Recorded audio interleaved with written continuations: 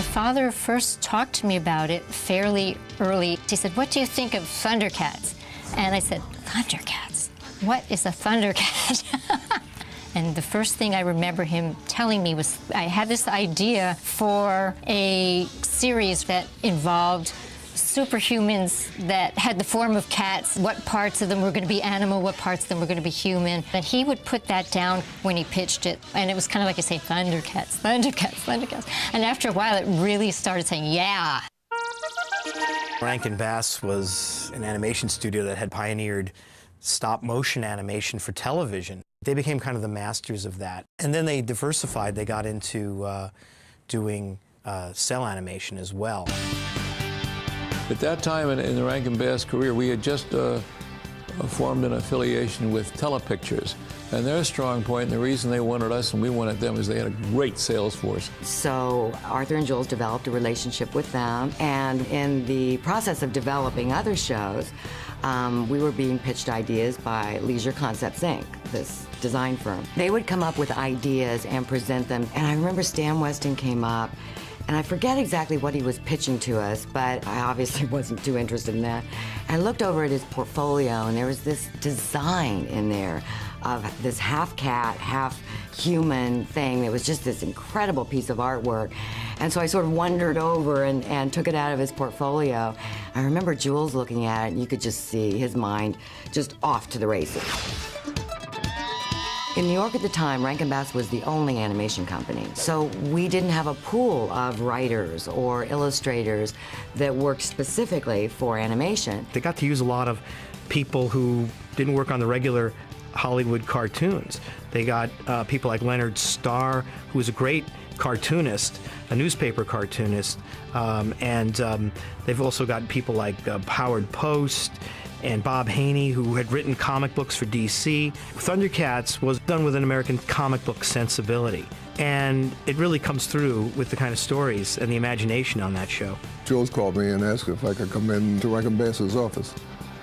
Everybody was gone. Jules was there alone, and he had an easel set up with some posters of cat people. There was the Panther Man and the Tiger Man, that sort of thing. There was also, what turned out to be the Thunder Tank.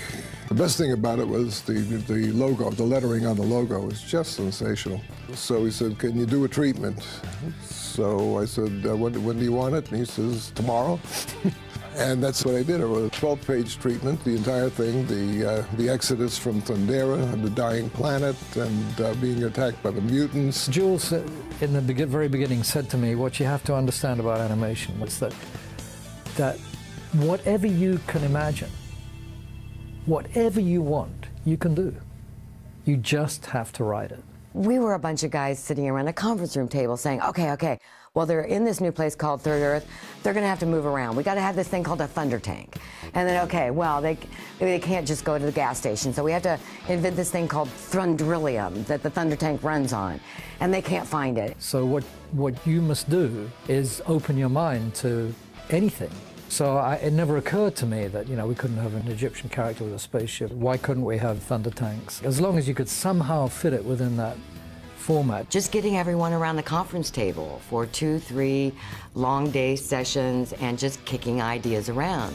Thundercats, ho! I had Thundercats Ho, and Jules added the thunder, thunder, thunder building on it. You could accelerate it, thunder, thunder, thunder. It's musical. That was good. That was good. Jules had a touch for that. It was collective. It was. But I must say, Jules Bass was running the collective. The vision of the show that Jules had was a very clear, clean action-adventure show with a very clearly defined comedy element. I think he had very clear visions for each of the characters and very clear roles for young kids like Wile E. Cat and Wile E. Kid. First light. I remember there was no question there was going to be a good guy girl, and so we created Chitara. And of course there were a lot of jokes to me. At first they didn't want to give her a weapon. They wanted to put her in the Lair's kitchen, and thank God they were joking. She tried to make Chitara, a strong female presence on the show, and of course most of the writers were male, and didn't respond very well to that.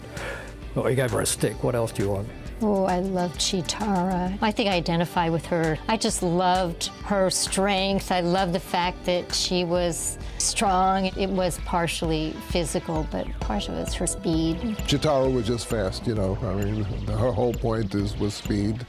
And Panthers was strength, and Tigress was integrity and sort of leadership, and Lion-O was a learning experience. He's just learning to be a superhero throughout the things. I think the idea was to give the audience a model, somebody that the audience could identify with, like an older brother who has to go through the process of growing up.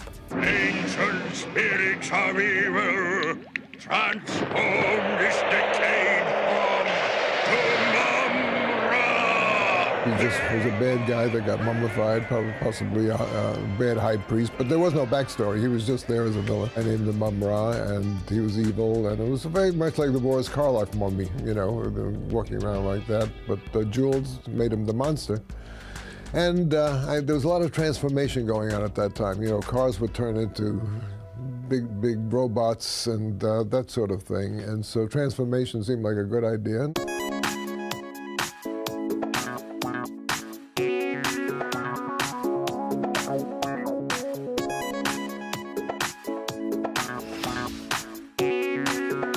There had been many parents groups that had been campaigning against cartoons on television. They were considered too violent for kids. In Thundercats, we had another idea, which had not been done then.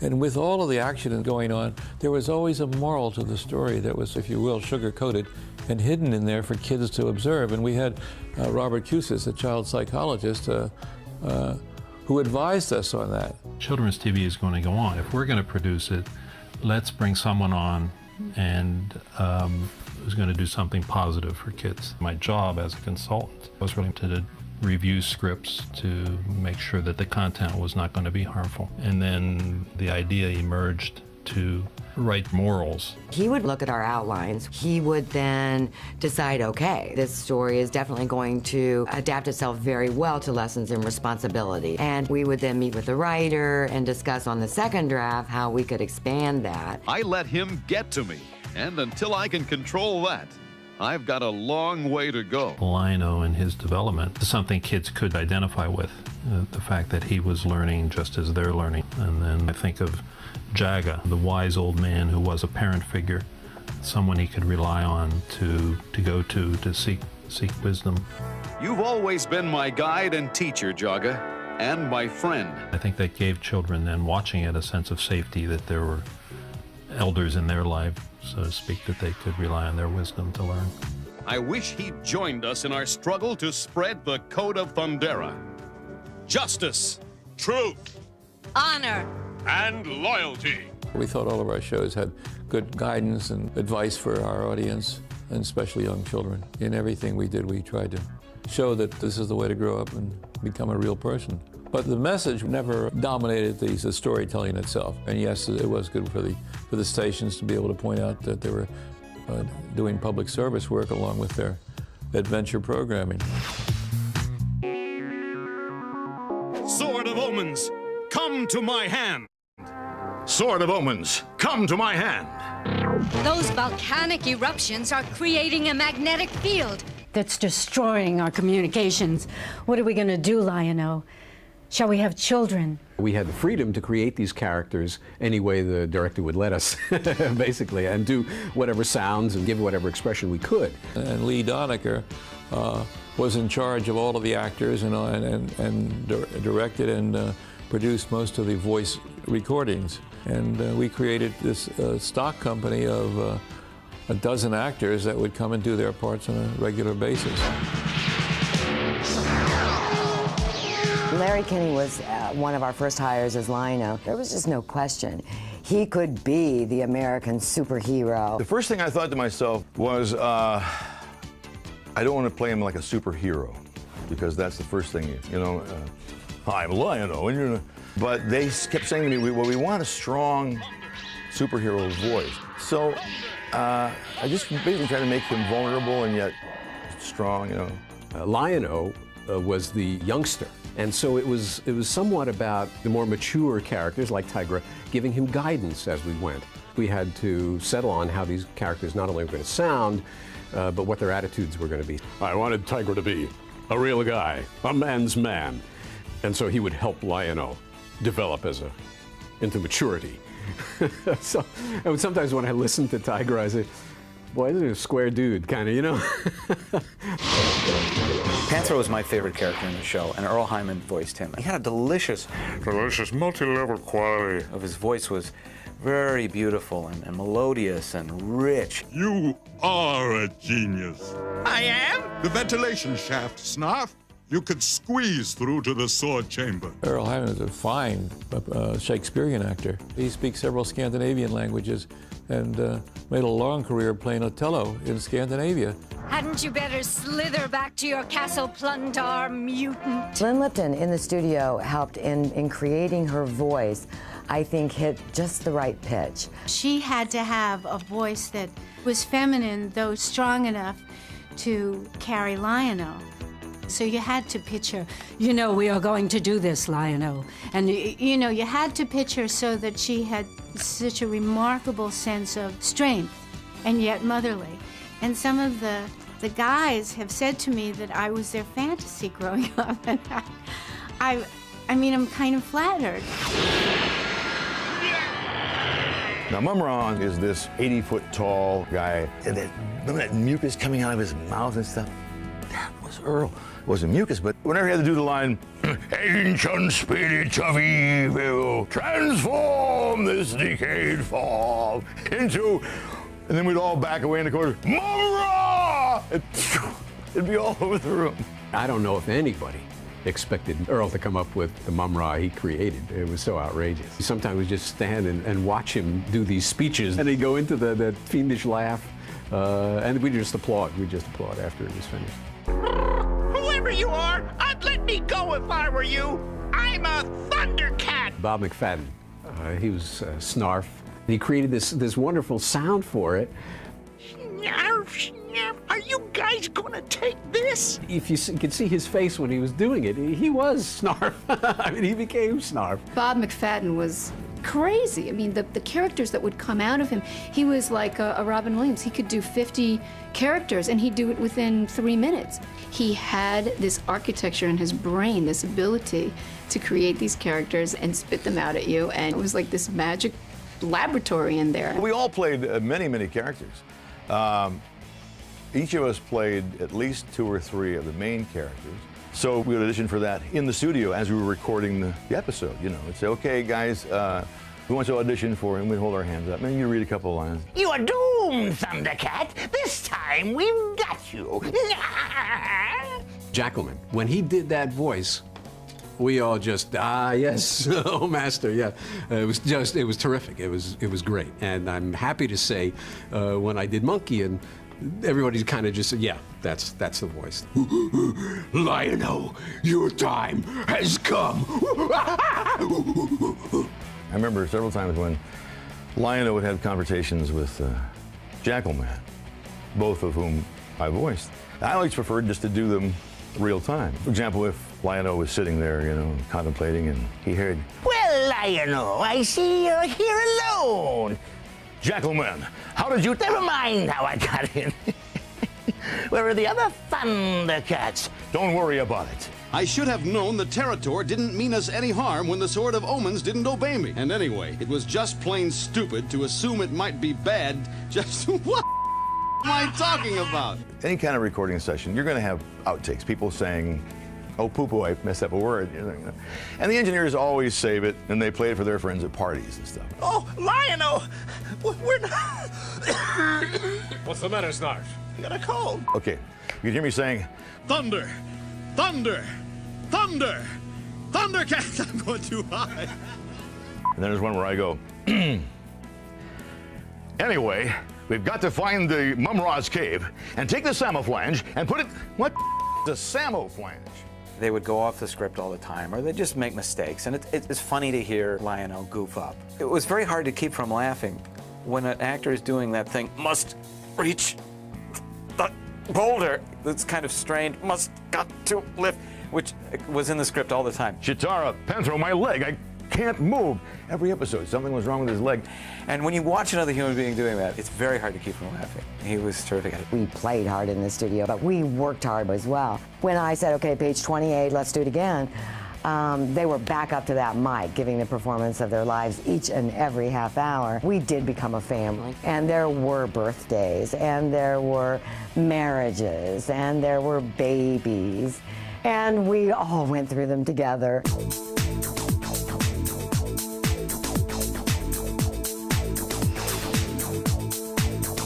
The main characters and the main mutants were all set in stone. And so they needed me to do character design for the new, the guest stars that would come in, and the ships and the crafts and the weird, monstery little Third Earth spiders. Pumra was the first character I designed. And I worked all day on Pumra, and they really liked it. It was good. I often would just go with whatever picture came to mind right away, and then let someone else go, no. The horns don't come out of his lower lip, they're out of the top of his head. I think the writers would come up dry sometimes, and they would, to try to create a Third Earth character or an animal, and they'd go, a llama with a duck bill, and they'd an octopus with a duck bill. The duck bill was like this thing that was like a magic bullet. And so one day I created a duck-billed samurai who was this really mean-looking Japanese imperial warrior with this big duck bill on him. That never made it in the show. They would write the scripts, do the voice tracks in the US, and then they would send it to Japan for animation. The Japanese studio did the finished animation, the cells, the backgrounds, and all that. The thing with Rankin and Bass was they made very early ties with Japanese animation studios. They did it first. They just knew that there was a lot of talent in that country that could produce this animation. Arthur was the one that worked more closely with the designers and basically helped Masaki Iizuka for Thundercats create his studio, which was really, we joked, it was Rankin Bass East a lot of the time. Pacific Animation Corporation was what he formed, and we used them in our animation process. They're very talented people, and we always welcome suggestions from everyone in our group. And as you know, no film is made by one person. Everyone has some input. So we depended a lot on Pacific Animation Corp to carry the ball. And of course, you can't tell from a drawing the way people walk. They did all that. They created all that. They brought them to life, basically. The style of animation was beautifully Japanese. I mean, it was anime, and it was even before the American audience fell in love with anime. Thundercats, as a US-based animation series, was completely different looking from the other adventure animation shows that were on at the time, and mainly because it was animated in Japan. And you can tell the Japanese had their own unique style. There's a lot of movement, animation of mechanical objects, the style of the background art, something almost like an abstract piece of Jackson Pollock art.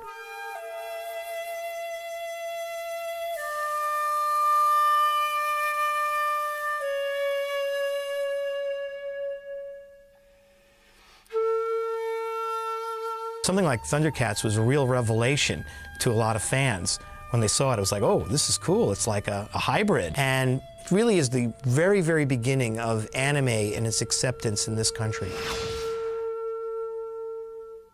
From the time we saw one of the first designs and thought, this is the show we want to develop, in 10 months we had a 1-hour special called Exodus. They began running in the fall. And we were still recording when the word came back that it's a hit. It's a hit. I'm sure the thought crossed my mind, that means we'll do more, doesn't it? We became the #1 show of its time. And being such a great success, there was a traveling road show of Thundercats. And they wore the costumes and so forth. And one of the symbols of Thundercats, of course, is the sword. And in Madison Square Garden, they had little kids, who were all in to see this show. And at one point, of course, there is, Thundercats, Thundercats, Thundercats, ho! And all these swords lit up. I've never ceased to be impressed by the power of that medium. I became aware of how big a hit it was going to be when I went to Toys R Us to get something. And they had installed an entire row of Thundercats stuff. I'm walking down the aisle thinking, thank goodness it's a voiceover job where they can't recognize me, or else all these kids would be, idolizing me and, wanting my autograph and stuff. Anyway, this one kid says, I'm going to get the Jackalman. What are you going to get? And he says, I'm going to get the Mumra. I couldn't help myself. I said, why don't you get Lion-O? He comes with a sword of omens. Come to my hand. I walk away and the kid says, he doesn't even sound like Lion-O. And I'm laughing. I'm thinking, if you only knew, kid, you know. Wow, Thundercats. I mean, it was just right thing at the right time. Everything just was working together behind the scenes and then on the screen. And for some reason, that just ended up magic and set us apart. We just made what we had to make, you know, thinking they would be good and not knowing the longevity of anything. Why do certain pictures last so long and others come and go and fade? I don't think any of us know the answer to that.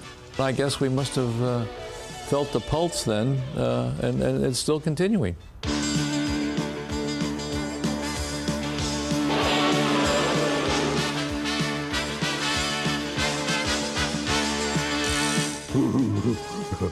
It's a little embarrassing, but thanks for watching Thundercats. Thundercats fans, from all of us who did the show, thank you for being such great fans and for enjoying what we did, being appreciative of what we did. Thunder, thunder, thunder, Thundercats! Ho!